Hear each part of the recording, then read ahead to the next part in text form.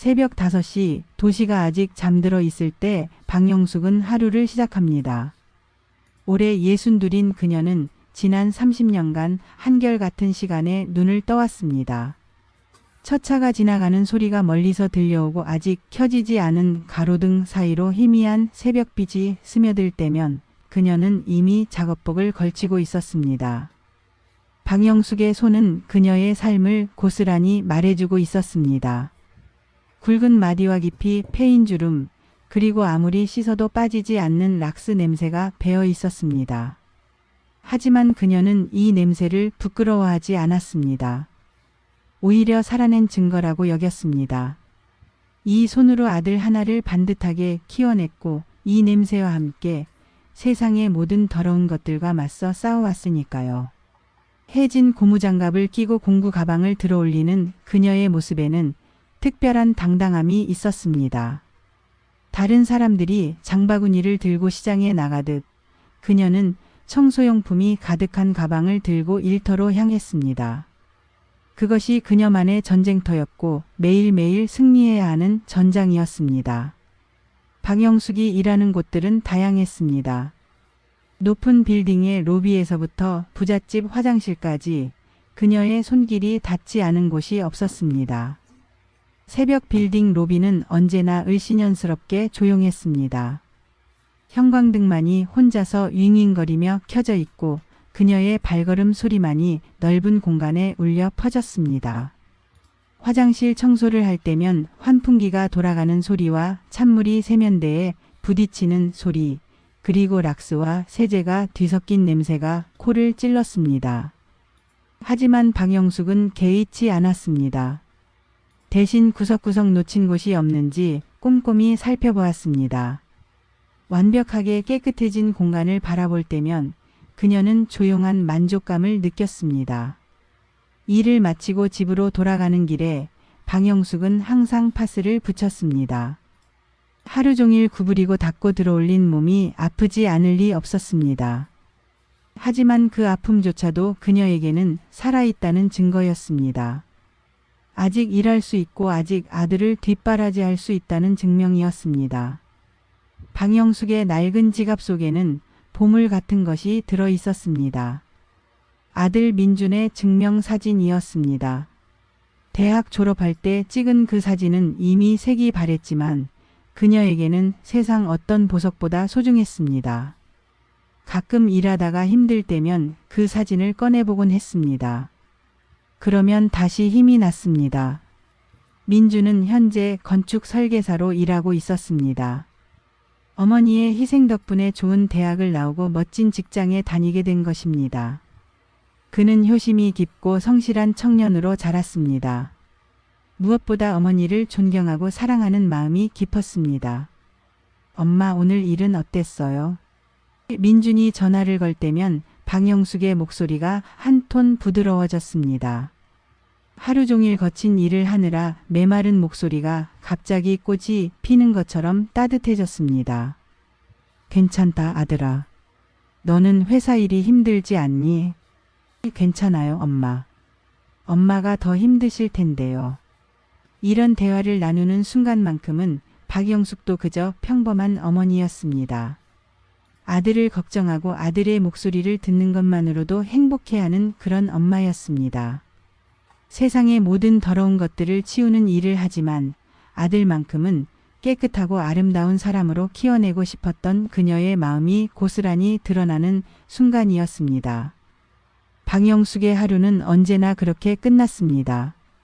몸은 피곤하지만 마음은 뿌듯했습니다. 오늘도 아들을 위해 하루를 버텨냈고 내일도 또 그럴 수 있다는 확신이 있었습니다.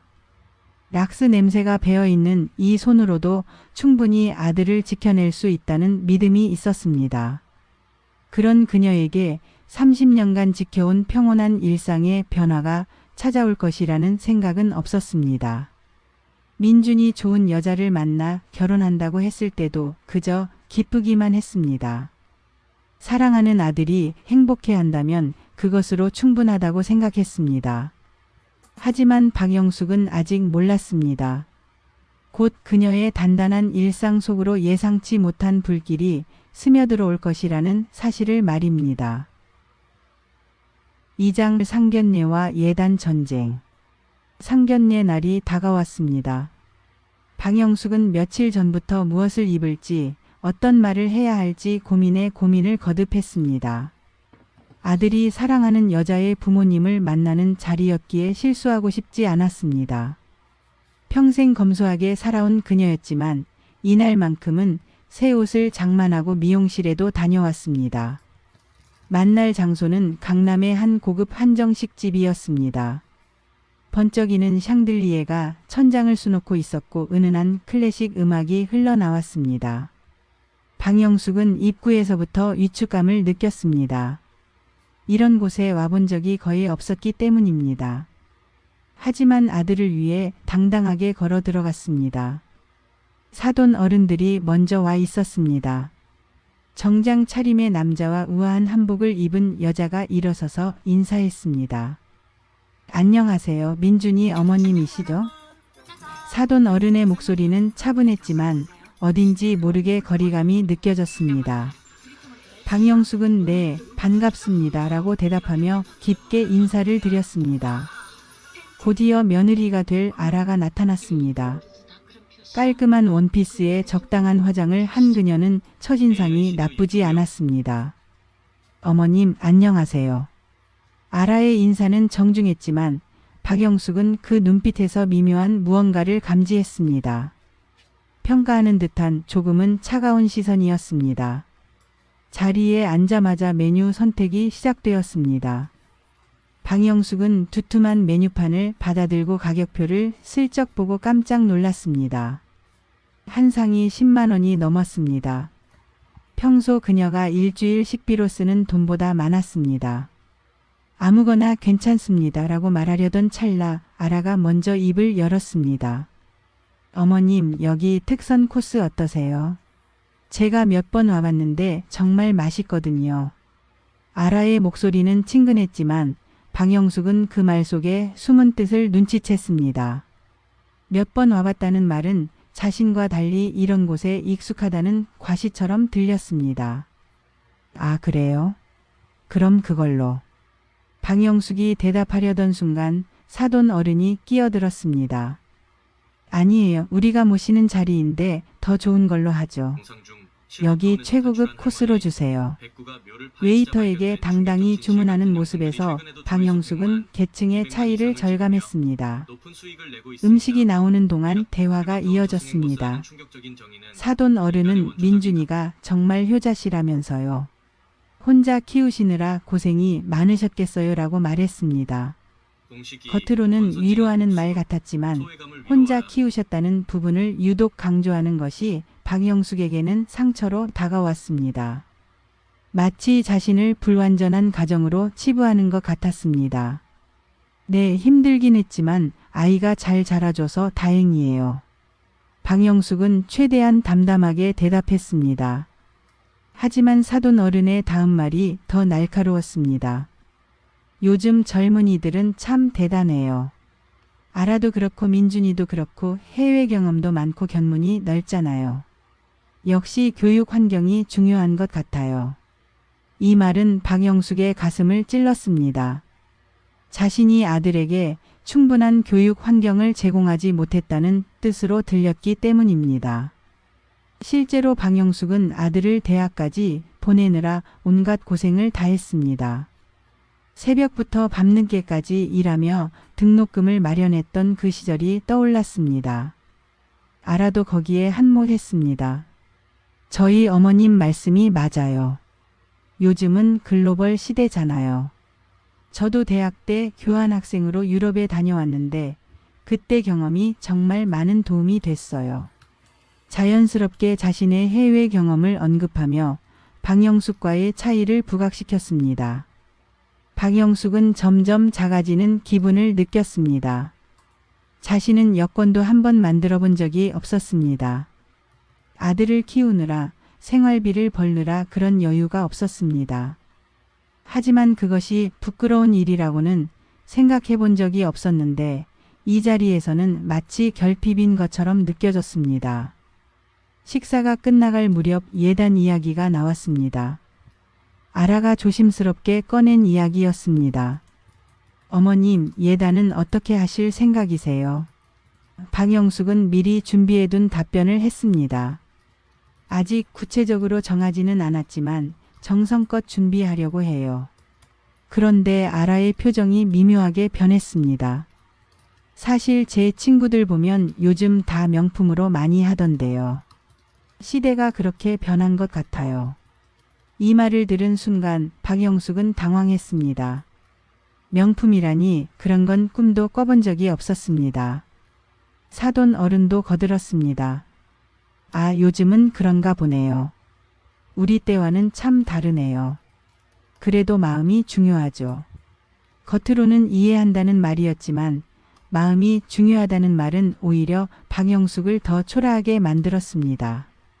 마치 돈은 없으니 마음으로라도 때우라는 뜻처럼 들렸습니다. 이때 아들 민준이 나섰습니다. 어머니, 요즘은 정말 다 그래요. 너무 부담 갖지 마세요. 하지만 그 말이 박영숙에게는 더 큰 상처였습니다. 아들까지도 자신의 형편을 부담스러운 것으로 여기고 있다는 생각이 들었기 때문입니다. 그래도 우리 아라가 쓸 거니까 좋은 걸로 해줘야죠. 민준의 이 말에 박영숙은 마음이 무너졌습니다. 아들이 아라의 편에 서서 자신을 압박하는 것 같았습니다.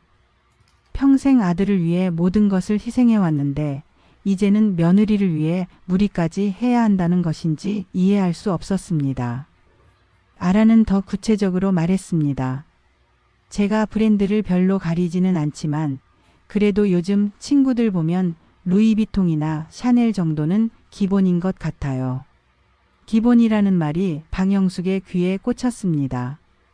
그녀에게는 명품 가방 하나가 몇 달치 생활비였는데 그것이 기본이라니요. 박영숙은 화장실을 핑계로 자리를 벗어났습니다. 거울 앞에 선 그녀는 자신의 모습을 바라보았습니다. 새 옷을 입고 머리도 했지만 여전히 초라해 보였습니다. 특히 이런 자리에서는 더욱 그랬습니다. 자신이 아들에게 부담이 되고 있다는 생각에 눈물이 났습니다. 화장실에서 돌아온 박영숙에게 사돈 어른이 말했습니다. 아무래도 두 집안의 형편이 다르다 보니 조율이 필요할 것 같네요. 이 말은 정중했지만 박영숙에게는 자신이 경제적으로 부족하다는 선언처럼 들렸습니다. 집으로 돌아가는 길 박영숙은 깊은 고민에 빠졌습니다. 아들의 행복을 위해서라면 무엇이든 할 각오가 되어 있었지만 이런 식의 요구들이 계속될 것을 생각하니 앞이 막막했습니다. 더욱이 아들이 자신보다 아라의 편을 드는 것 같아 마음이 아팠습니다. 그날 밤 박영숙은 통장을 들여다보며 한숨을 쉬었습니다. 평생 모은 돈으로도 아라가 요구하는 명품들을 사기에는 부족했습니다. 하지만 아들을 실망시킬 수는 없었습니다. 결국 그녀는 빚을 내서라도 예단을 준비하기로 마음먹었습니다. 이것이 박영숙과 며느리 아라 사이의 첫 번째 균열이었습니다. 서로 다른 배경에서 자란 두 세대 사이의 가치관 충돌이 본격적으로 시작되는 순간이었습니다. 박영숙은 이때만 해도 이것이 시작에 불과하다는 것을 알지 못했습니다. 3장 결정적 모욕. 결혼식이 열리는 날이 되었습니다. 장소는 강남의 한 특급 호텔이었습니다. 웅장한 샹들리에가 천장을 수놓고 있었고 대리석 바닥은 거울처럼 반짝였습니다. 박영숙은 이런 화려한 곳에서 아들의 결혼식을 올릴 수 있다는 것에 한편으로는 뿌듯했지만 다른 한편으로는 부담스러웠습니다. 새벽부터 서둘러 미용실에 다녀온 박영숙은 평생 가장 정성스럽게 차려입었습니다. 새로 맞춘 한복은 아들 월급 2달치였지만 이날만큼은 아끼고 싶지 않았습니다. 거울을 보니 그래도 볼만했습니다. 아들이 자랑스러워할 만한 어머니의 모습이기를 바랐습니다. 식장에는 하객들이 속속 모여들었습니다. 아라 쪽 하객들은 모두 세련되게 차려입었고 대화 소리에서도 교양과 여유가 느껴졌습니다. 방영숙은 자신의 친구들이 초라해 보일까 봐 걱정이 되었지만 그래도 와주신 것만으로도 고마웠습니다. 드디어 신부가 입장했습니다. 아라는 순백의 웨딩드레스를 입고 있었는데 정말 아름다웠습니다. 박영숙은 순간 모든 갈등을 잊고 감동했습니다. 저 예쁜 여자가 자신의 며느리가 되는구나 싶었습니다. 아들이 행복해할 모습이 눈에 선했습니다. 식이 끝나고 피로연이 시작되었습니다. 박영숙은 하객들과 인사를 나누며 분주했습니다. 아드님 정말 복 받으셨네요. 신부가 너무 예뻐요. 어머님도 정말 젊어 보이세요. 이런 축하 인사들이 그녀의 마음을 따뜻하게 만들었습니다. 하지만 그 순간이 왔습니다. 피로연이 한창일 때 아라가 박영숙에게 다가왔습니다. 하객들이 모두 보는 앞이었습니다. 어머님 정말 고생 많으셨어요. 아라의 목소리는 다정했습니다. 하지만 이어진 말이 박영숙을 얼어붙게 만들었습니다. 사실 처음에는 걱정했거든요. 평생 청소일만 하셔서 냄새가 날까 봐요. 아라는 웃으면서 말했습니다. 주변 하객들도 듣고 있었습니다. 박영숙은 순간 머리가 하얘졌습니다. 이런 말을 결혼식장에서, 그것도 사람들이 다 듣는 앞에서 하다니요. 하지만 어머님이 워낙 깨끗하게 사셔서 다행이에요. 아라는 마치 칭찬하는 것처럼 덧붙였습니다. 하지만 그 말이 더욱 모욕적이었습니다. 청소일을 하면 더럽고 냄새가 난다는 편견을 그대로 드러낸 것이었습니다. 박영숙은 온몸이 떨렸습니다. 하지만 이 자리에서 화를 낼 수는 없었습니다. 아들의 결혼식이었고 많은 사람들이 보고 있었습니다. 그녀는 억지로 웃으며 대답했습니다. 고마워요, 아라야.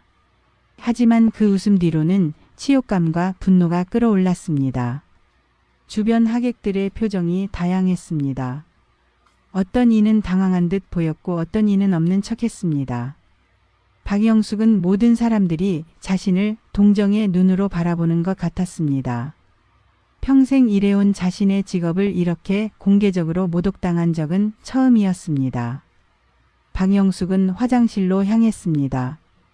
더 이상 그 자리에 있을 수가 없었습니다. 복도는 피로 현장의 소음과 달리 조용했습니다. 차가운 공기가 그녀의 뜨거워진 얼굴을 식혀주었습니다. 화장실 거울 앞에 선 그녀는 자신의 모습을 바라보았습니다. 아무리 좋은 옷을 입고 머리를 해도 결국 자신은 청소부일 뿐이라는 것일까요? 아라의 눈에는 그렇게 보였던 것입니다. 박영숙은 눈물을 참으며 화장을 고쳤습니다. 아직 피로연이 끝나지 않았으니까요. 화장실에서 나오는데 복도 구석에서 아라의 목소리가 들렸습니다. 누군가와 전화를 하고 있었습니다. 박영숙은 무의식 중에 발걸음을 멈췄습니다. 응, 정말 힘들어 죽겠어. 시어머니가 완전 촌스럽다니까. 아라의 목소리였습니다. 박영숙은 가슴이 철렁했습니다. 설마 자신 이야기를 하는 것일까요? 청소일 한다고 했을 때부터 예감은 했지만 정말 답답해. 친구들 앞에서 부끄럽다고. 아라는 계속 말했습니다. 그래도 참아야지 뭐. 남편은 괜찮으니까. 박영숙은 숨이 막혔습니다. 아까 피로 현장에서의 모욕도 모자라 이제는 등 뒤에서 자신을 조롱하고 있었습니다. 친구들 앞에서 부끄럽다니 이런 말을 새 며느리가 할 수 있는 것인가요? 어쨌든 오늘은 넘어갔으니까 다행이야. 앞으로가 문제지. 아라의 목소리에는 차가운 계산이 묻어 있었습니다. 마치 박영숙을 감내해야 할 짐으로 여기는 것 같았습니다. 전화를 끄는 아라가 휴대폰을 만지작거렸습니다. 박영숙은 숨을 죽이며 지켜보았습니다. 그런데 아라가 누군가에게 문자를 보내고 있었습니다. 화면이 잠깐 보였는데 오빠라는 이름이 보였습니다. 오빠 보고 싶어. 언제 봐? 이 아라가 보내는 문자였습니다. 박영숙은 믿을 수 없었습니다. 결혼식 당일에 그것도 피로연이 진행되고 있는 중에 다른 남자에게 이런 문자를 보내다니요. 아라는 문자를 보낸 후 만족스러운 표정을 지었습니다. 그리고 거울을 보며 립스틱을 고쳤습니다. 마치 아무 일도 없었다는 듯이 말입니다. 그 모습에서 방영숙은 소름이 돋았습니다. 이때 방영숙은 깨달았습니다. 아라는 단순히 버릇없거나 제멋대로인 여자가 아니었습니다. 계산적이고 이중적이며 심지어 부도덕한 여자였습니다. 결혼 첫날부터 다른 남자를 그리워하는 여자였습니다. 방영숙은 조용히 자리를 벗어났습니다. 아라가 자신을 발견하면 안 되었습니다. 복도를 걸으며 그녀는 분노가 치밀어 올랐습니다.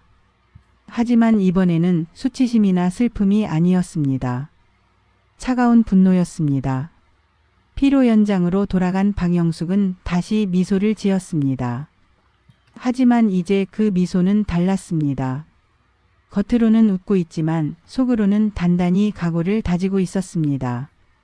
아라와의 전쟁이 시작된 것입니다. 아라는 여전히 하객들과 웃고 떠들며 완벽한 신부 연기를 하고 있었습니다. 하지만 방영숙은 이제 그 가면 뒤에 진짜 얼굴을 알고 있었습니다. 자신을 모욕하고 아들을 속이고 결혼 첫날부터 배신을 꿈꾸는 여자의 진면목을 말입니다. 그날 밤 집에 돌아온 방영숙은 한복을 벗으며 생각했습니다. 아들은 행복해했습니다. 아름다운 아내를 얻었다고 기뻐했습니다. 하지만 아들은 몰랐습니다. 그 아름다운 얼굴 뒤에 숨어있는 독을 말입니다. 방영숙은 결심했습니다. 아들을 위해서라도 이 여자의 정체를 밝혀내겠다고 말입니다. 그리고 아들을 그녀의 마수에서 구해내겠다고 다짐했습니다. 이것은 더 이상 단순한 고부 갈등이 아니었습니다. 선과 악의 전쟁이었습니다. 결혼식이라는 화려한 무대에서 벌어진 이 사건은 방영숙의 인생을 바꿔놓았습니다. 이제 그녀는 더 이상 참지 않을 것이었습니다. 아라가 시작한 전쟁에 맞서 싸울 준비가 된 것입니다. 30년간 온갖 더러운 것들을 치워온 그녀였지만 이번만큼은 다른 종류의 청소가 필요했습니다. 바로 자신의 가정에서 독을 제거하는 일이었습니다. 사장 반전의 정체 클린 마스터의 그림자 회장. 결혼식 다음 날 아침 방영숙은 평소보다 일찍 일어났습니다. 하지만 오늘은 아파트 청소를 하러 가는 날이 아니었습니다. 그녀는 캐리어 하나만 들고 집을 나섰습니다. 행선지는 서울 외곽의 한 산업단지였습니다. 지하철을 몇 번 갈아타고 버스까지 타고 도착한 곳은 허름한 창고들이 늘어선 골목이었습니다. 오래된 간판들과 녹슨 철문들이 을씨년스러운 분위기를 자아냈습니다. 방영숙은 그중 가장 낡아 보이는 창고 앞에서 멈췄습니다. 간판에는 클린 마스터 폐기물 처리라고 흐릿하게 쓰여 있었습니다. 철문 옆에는 작은 벨이 있었습니다. 방영숙은 특별한 패턴으로 벨을 눌렀습니다. 길게 2번, 짧게 3번, 그리고 다시 길게 1번. 잠시 후 철문이 삐걱거리며 열렸습니다. 회장님 오셨습니다. 문을 열어준 것은 정장을 입은 40대 남성이었습니다. 키가 크고 체격이 좋았으며 말수가 적어 보였습니다. 그의 이름은 김전무였습니다. 방영숙의 오른팔이자 이 조직에서 유일하게 그녀의 정체를 완전히 알고 있는 사람이었습니다. 창고 내부는 외부와 완전히 달랐습니다. 겉으로는 폐기물이나 고철이 쌓여 있는 것처럼 보였지만 안쪽으로 들어가니 완전히 다른 세계가 펼쳐졌습니다. 최첨단 보안 시스템이 설치되어 있었고 여러 대의 모니터가 깜빡이고 있었습니다. 엘리베이터를 타고 지하로 내려가니 더욱 놀라운 광경이 펼쳐졌습니다. 마치 영화에서나 볼 법한 첨단 시설들이 갖춰져 있었습니다. 서버룸에서는 수백 대의 컴퓨터가 윙윙거리며 돌아가고 있었고 보건실에서는 차가운 LED 불빛 아래 각종 포렌식 장비들이 작동하고 있었습니다. 방영숙은 자신의 사무실로 향했습니다. 사무실 문패에는 회장실이라고 새겨져 있었습니다. 문이 열리자 넓고 세련된 공간이 나타났습니다. 한쪽 벽면에는 거대한 모니터들이 설치되어 있었고 다른 한쪽에는 각종 파일들이 가득한 서류함들이 늘어서 있었습니다. 방영숙은 의자에 앉으며 말했습니다. 김전무 상황 보고에. 그녀의 목소리는 평소와 달랐습니다. 며느리 앞에서 보였던 주눅든 모습은 온데간데 없었습니다. 냉정하고 카리스마가 넘치는 진짜 목소리였습니다. 김 전무가 보고서를 펼쳤습니다. 이번 달 처리 건수는 총 47건입니다. 정치인 관련 15건, 기업 관련 22건, 개인 사건 10건입니다. 모든 증거는 완전히 소각되었고 관련 CCTV는 복구 불가능하게 처리했습니다. 방영숙은 고개를 끄덕였습니다. 좋아. 그런데 오늘 온 건 업무 때문이 아니야. 그녀는 잠시 침묵했습니다. 그리고 차가운 목소리로 말을 이었습니다. 개인적인 일을 하나 처리해야겠어. 김 전무는 궁금한 표정을 지었습니다. 회장이 개인적인 일로 이곳을 찾는 경우는 거의 없었기 때문입니다. 방영숙은 가방에서 사진 한 장을 꺼냈습니다. 결혼식 때 찍은 아라의 사진이었습니다. 이 여자를 조사해줘. 이름은 김아라 26세. 어제 우리 민준이와 결혼했어. 방영숙의 목소리에는 감정이 전혀 없었습니다. 과거 기록부터 현재 인간관계까지 모든 것을 파헤쳐봐. 김 전무는 사진을 받아들며 물었습니다. 어느 정도 깊이로 조사할까요? 방영숙은 모니터를 응시하며 대답했습니다. 최대한 깊이. 출생신고서부터 어제까지 만난 사람들, 다닌 학교, 일했던 곳, 심지어 어떤 음식을 좋아하는지까지 모든 걸 알고 싶어. 알겠습니다. 예상 소요 시간은 72시간 안에. 방영숙의 대답은 단호했습니다. 김 전무는 더 이상 묻지 않고 고개를 끄덕였습니다. 회장의 명령은 절대적이었습니다. 방영숙은 의자를 돌려 창밖을 바라보았습니다. 하지만 창밖은 지하였기에 아무것도 보이지 않았습니다. 대신 그녀는 지난 30년을 떠올리고 있었습니다. 클린 마스터는 방영숙이 20대 후반에 시작한 작은 청소업체였습니다. 처음에는 정말로 단순한 청소 일을 했습니다. 사무실 청소, 아파트 청소, 그런 평범한 일들이었습니다.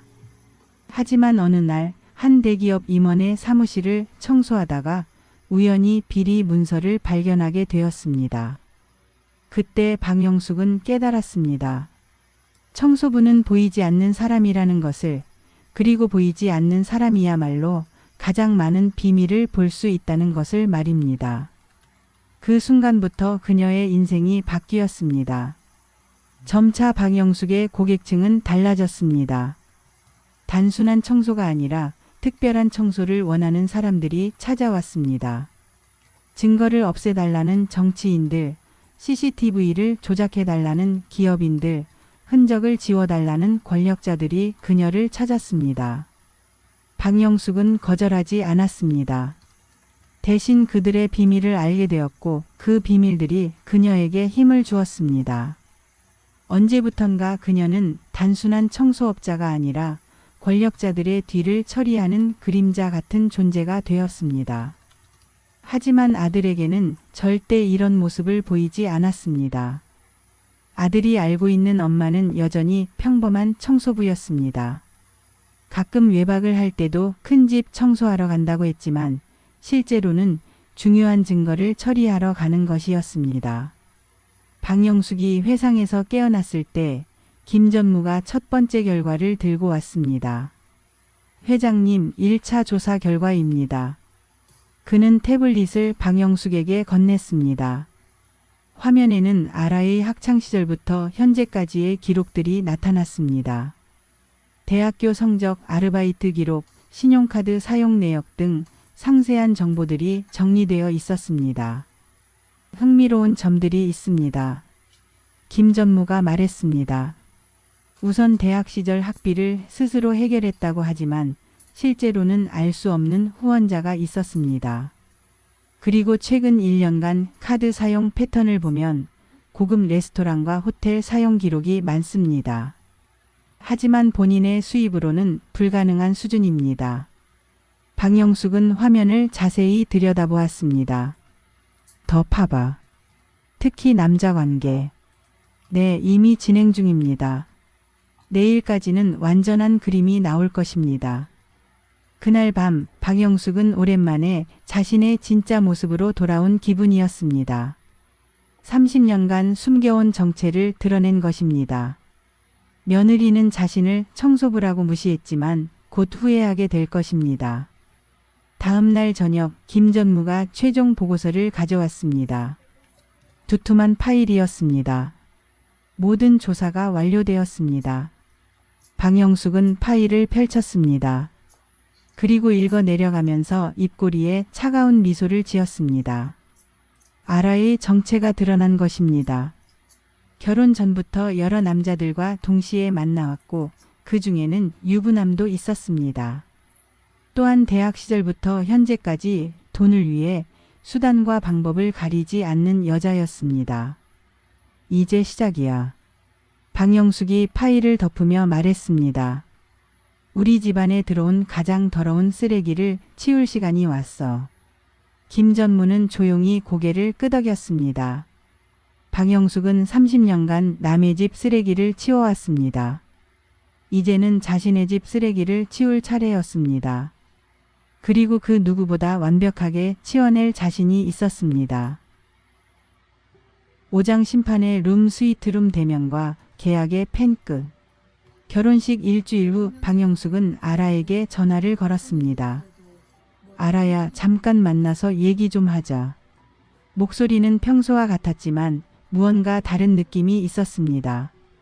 아라는 처음에는 귀찮다는 표정을 지었지만 중요한 이야기가 있다는 방영숙의 말에 결국 약속을 잡았습니다. 만날 장소는 강남의 한 특급 호텔이었습니다. 아라는 의아해했습니다. 시어머니가 왜 이런 비싼 곳을 택했을까요? 로비에서 만난 방영숙은 평소와 달랐습니다. 깔끔한 정장을 입고 있었고 자세도 당당해 보였습니다. 어머님, 여기서 왜? 아라가 말하려던 순간 방영숙이 말을 끊었습니다. 위로 올라가자. 스위트룸을 예약해뒀어. 아라는 더욱 당황했습니다. 스위트룸이라니 하루에 100만 원이 넘는 그곳을 말입니다. 엘리베이터 안에서 방영숙은 조용했습니다. 하지만 그 침묵이 아라에게는 묘하게 위압적으로 느껴졌습니다. 최고층에 도착했을 때 아라는 숨이 막혔습니다. 스위트룸의 거대한 창문을 통해 서울 전체가 내려다 보였습니다. 반짝이는 야경이 마치 보석함 같았습니다. 하지만 아라의 감탄도 잠시였습니다. 거실 중앙의 테이블에는 여러 개의 서류 봉투가 놓여 있었고 한 남자가 서 있었습니다. 김전무였습니다.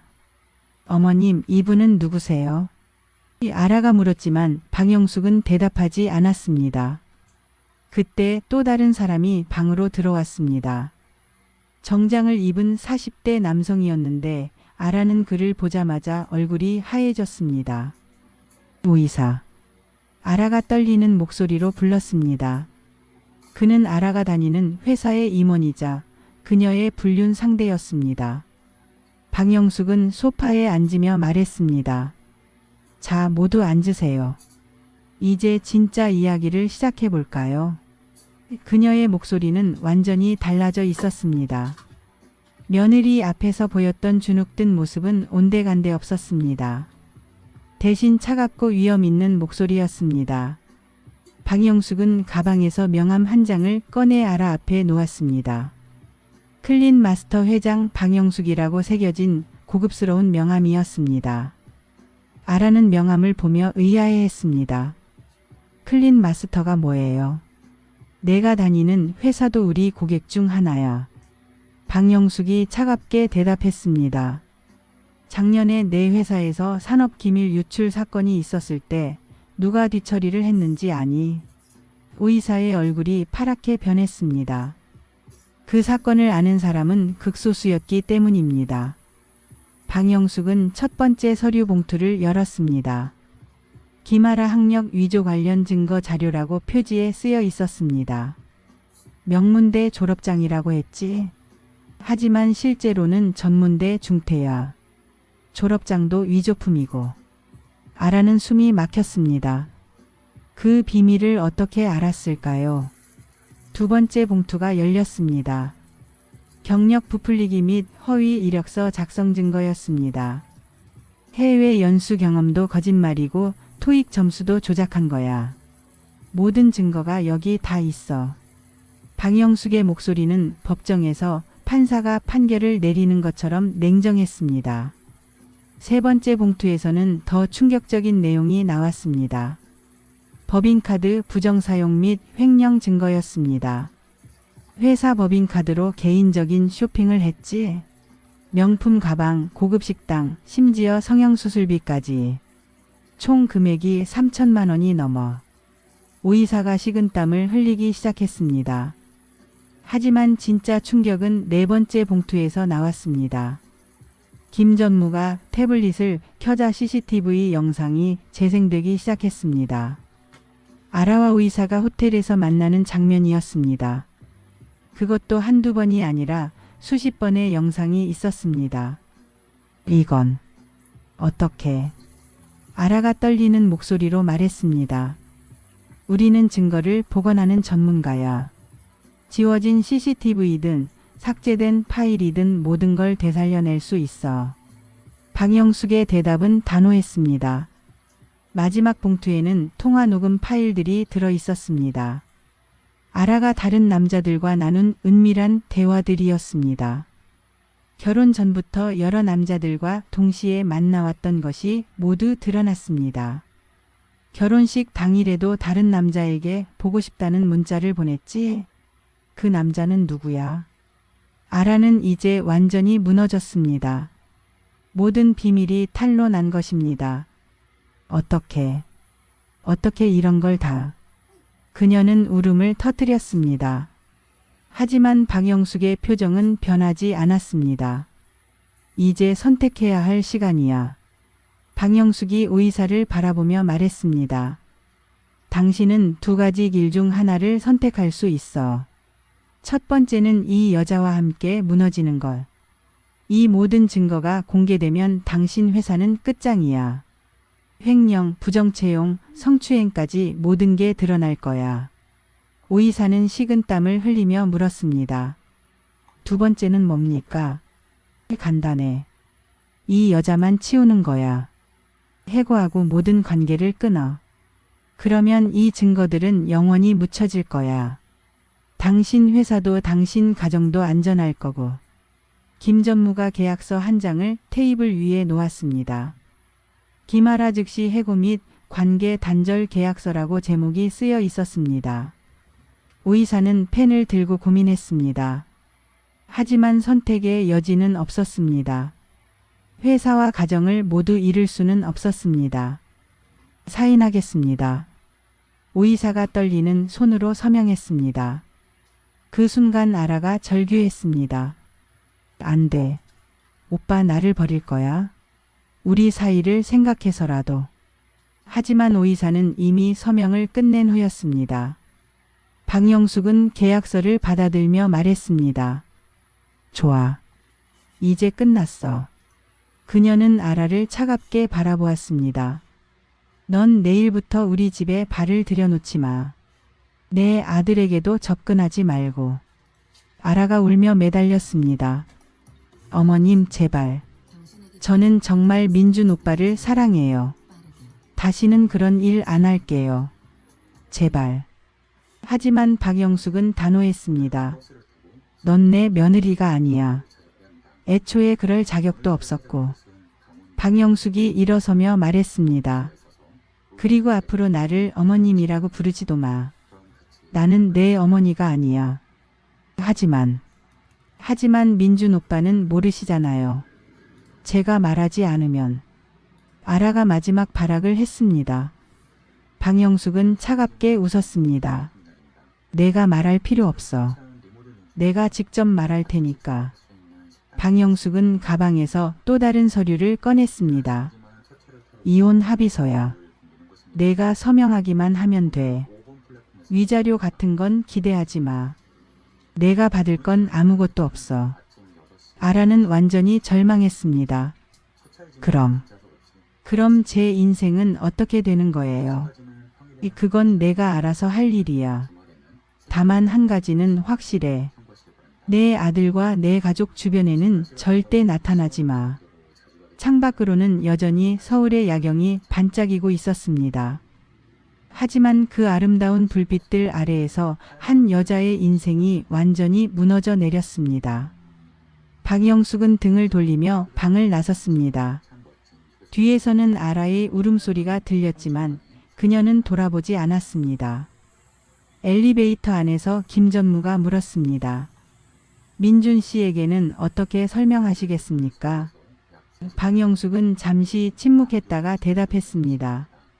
진실을 말할 거야. 아들이 알아야 할 권리가 있어.